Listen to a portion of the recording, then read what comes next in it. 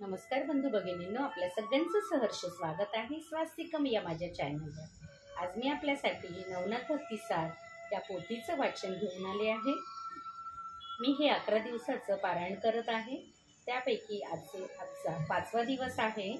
तर चला मग आपण आजच्या कथेस सुरुवात करूया। आणि श्री नवनाथ चरणी एकच प्रार्थना, जे कुठले तुमचे भक्त किंवा ज्यांना तुमचा महिमा ऐकायचा असेल त्यांना हा व्हिडिओ त्यांच्यापर्यंत पोहोचू दे आणि त्यांच्या आयुष्यामध्ये सुख, समृद्धी, आरोग्य आणि त्यांच्या मनातील प्रत्येक इच्छा पूर्ण होऊ दे। ओम नमः नमः।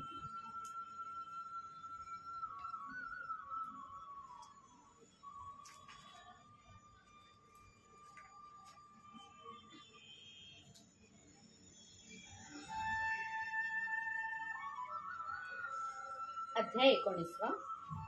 गोरक्षांचा स्त्री राज्यात प्रवेश। श्री गणेशाय नमः। कानिफांकडून मच्छिंद्रनाथांची माहिती कळताच गोरक्ष त्वरेने स्त्री राज्याच्या सीमेवर येऊन धडकले। तेथे जाईपर्यंत त्यांच्या मनात आपल्या गुरूंना तेथून कसे बाहेर काढावे याचाच चिंतन चालले होते। मच्छिंद्रनाथ सुखवैभवात लोळत असतील, ते मला ओळखतील का? आपल्या येण्याचे त्यांना भोगविलासांची लाज वाटेल किंवा आपला संबंध झिडकारून ते आपला घातही करतील। अशा वेळी त्यांना योग सामर्थ्य दाखवावे का? पण त्यामुळे गुरुद्रोही म्हणून आपली दुष्कृती होईल त्याचे काय? अशा अनेक शंका कुशंकांनी त्याच्या मनात मोठी खळबळ माजली होती। काय निर्णय घ्यावा हेच कळत नसल्यामुळे ते वेशीवरच घुमटत राहिले। तेवढ्यात कलिंगा नावाची एक वेश्या आपल्या मैत्रिणीसह स्त्री राज्यात जाताना दिसली। गोरक्षांनी तिच्यापाशी जाऊन तिची विचारपूस केली। तेव्हा ती म्हणाली, स्त्री राज्याची राणी मैनाकिनी गुणीजनांचा सन्मान करणारी आहे। तिला आपली नृत्यकला दाखवून द्रव्य मिळवावे म्हणून आम्ही इकडे आलो आहे। ते ऐकून नाथजी स्वतःशीच विचार करू लागले, स्त्री राज्यात प्रवेश करण्याची हीच एक नामी संधी आहे। हिच्यामुळे गुप्त रूपाने राजवाड्यात प्रवेश करून श्रीगुरूंचा शोध घेता येईल। विचार ठरताच ते म्हणाले, मला तुमचा साथीदार म्हणून स्त्री राज्यात न्याल का? ती म्हणाली, आमच्या बरोबर यायचे तर अंगात कला हवी। तुम्हाला काही येतं का? ते म्हणाले, मी गायन कला व मृदंग विद्येत पारंगत आहे। ती म्हणाली, मग दाखवा तुमचे कौशल्य। त्यानंतर ती सर्व मंडळी एका विस्तीर्ण वृक्षाखाली सावलीत बसली। गोरक्षांनी गंधर्व प्रयोग मंत्र म्हणून कपाळाला भस्म लावलं, वाद्यांना लावलं आणि दाही दिशांना फेकले। त्यामुळे वाद्ये आपोआप वाजू लागले व त्यांच्या तालासुराला अनुसरून वृक्ष पाषाणही गायन करू लागले।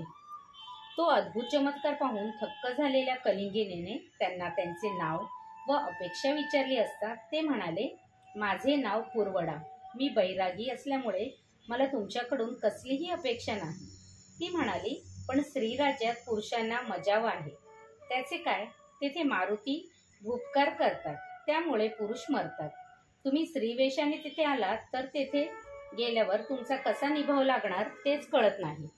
ते म्हणाले, त्याची चिंता करू नका, मला मारुतीचे भय नाही। ते ऐकून तिचे समाधान झाले। त्यांना आपल्या रथात बसून तिने स्त्री राज्यात प्रवेश केला। त्यासमयी तेथून निघण्यापूर्वी त्यांनी सीमेवर वज्रास्त्र, स्पर्शास्त्र, मोहनास्त्र व नागास्त्राची योजना करून ठेवली। पहिल्या रात्री त्यांनी चीनापटन येथे मुक्काम केला। त्या रात्री सेतुबंध रामेश्वराहून स्त्री राज्याकडे निघालेले मारुती सीमेवर येताच गोरक्षांनी योजलेल्या वज्रास्त्र त्यांच्या छातीवर आदळले।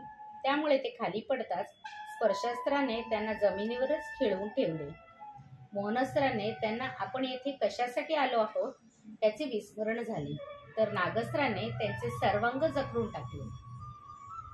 त्या चारही अस्त्रांचा एकत्रित प्रभावाने ते एकदम हतवीर्य झाले। त्यांचे प्राण कासावीस झाले।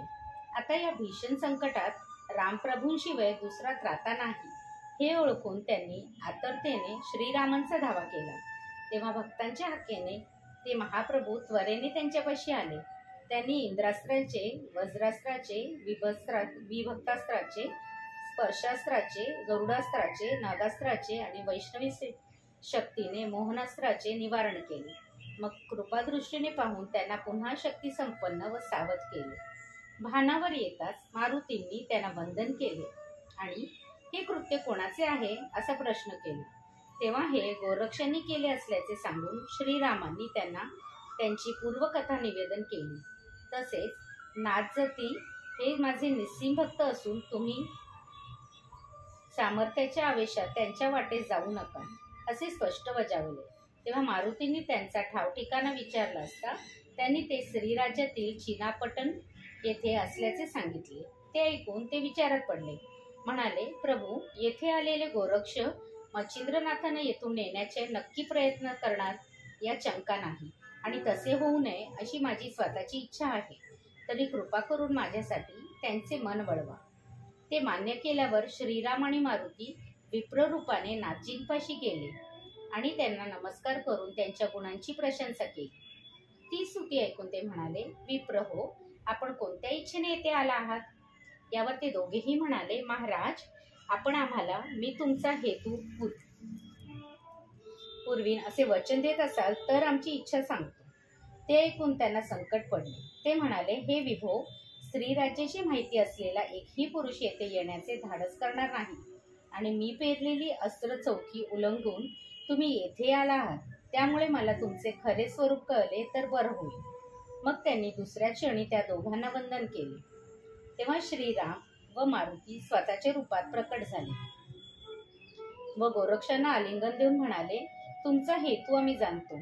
तुम्ही मच्छिंद्रांची भेट घ्या, पण त्यांना नेऊ नका. त्यावर गोरक्ष म्हणाले, भगवान, आमच्यासारख्या तपस्व्यांनी भोगविलासात गुंतून राहणे लांछनास्पद व अनुचित आहे. आता पृथ्वी रसातळाला गेली तर चालेल, पण गुरुजींना येथे ठेवणार नाही. मला भीड घालू नका. माझा निर्णय आधीच झालेला आहे. ते ऐकून मारुती खवळले. आता ते युद्ध करणार हे लक्षात येताच श्रीरामांनी त्यांना अनेक प्रकारे समजवले. म्हणाले, तुमच्या रागवण्यात काहीच अर्थ नाही. तुम्ही आपले वचन पाळले आहे आणि तेवढेच तुमचे कर्तव्य होते हे लक्षात घ्या. ते ऐकून ते शांत झाले. त्यावेळी आपल्या अस्त्रांमुळे प्रभूंना त्रास झाला म्हणून गोरक्षांनी त्यांची क्षमा मागितली. या त्यांच्या विनयाने प्रसन्न झालेले श्रीरामांनी त्यांना अनेक आशीर्वाद देऊन स्वस्थानी प्रस्थान केले. अध्याय 19 समाप्त. ओम दत्तप्रभू पर्णमस्तु. शुभं भवतु, शुभं भवतु, शुभं भवतु.